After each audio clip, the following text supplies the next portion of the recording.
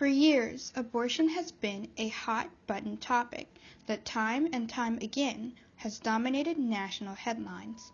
A practice that has existed for centuries, abortion is nothing if not controversial. And in a continual battle of morality, ethics, and science, abortion has gained both proponents and opponents.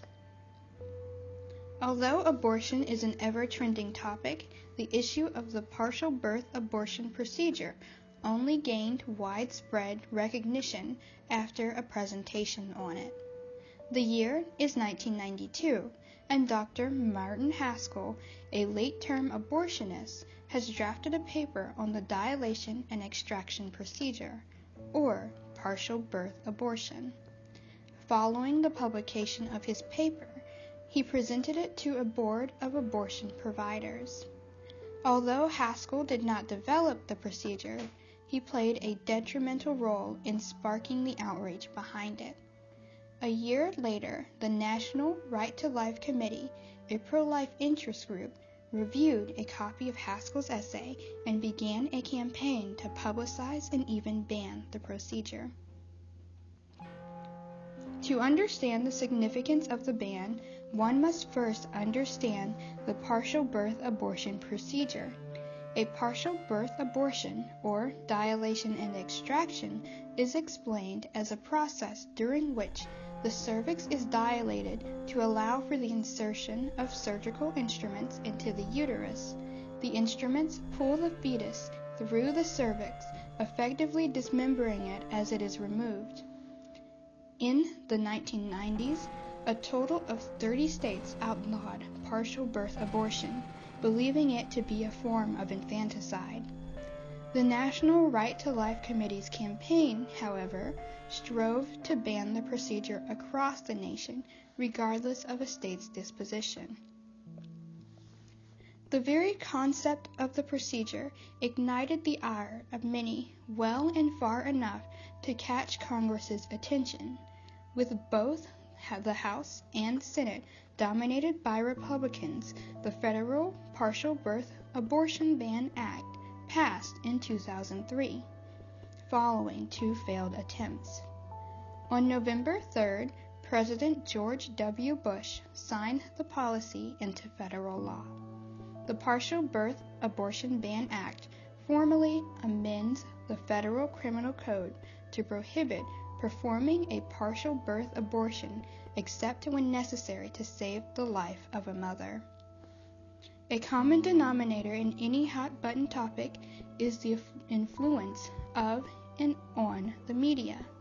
Media often shapes public opinion, while public opinion also drives media coverage.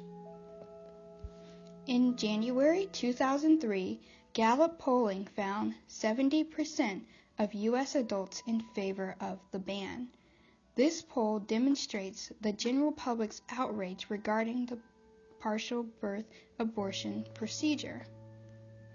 Following the passage of the ban, subsequent polling demonstrated a decline in Supreme Court approval. As of May 2007, ratings of the United States Supreme Court found public approval to be down to 51%. Following its passage, the act received significant media and public scrutiny, often driven by the belief that the act is unconstitutional. Concerns led to the national revisitation of legislation years after it had been written into law with the 2007 Supreme Court case Gonzalez v. Carhart. The shift in Supreme Court approval reflected the general public's response to the case that would uphold the constitutionality of the federal government's criminalization of the dilation and extraction procedure. Prior to the ban's passage, efforts to thwart it took on various forms. One group that directly opposed the act was the National Coalition of Abortion Providers, an interest group dedicated to retaining the right to provide abortions. This interest group played a major role in passing the very ban they opposed. Ron Fitzsimmons, NCAP's executive director, defended the partial birth abortion procedure, reporting it to be rare and performed primarily to save the lives or fertility of women bearing severely malformed babies. This medical assessment received presidential backing and public acceptance, and in 1997, President Clinton vetoed the bill for the second time that would ban partial birth abortions. Later, the same year, Fitzsimmons retracted his previous statement regarding the procedure's rarity, and stating instead that, in the vast majority of cases, the procedure is performed on a healthy mother with a healthy fetus that is 20 weeks or more along. Fitzsimmons' admission shifted public opinion to favor the ban.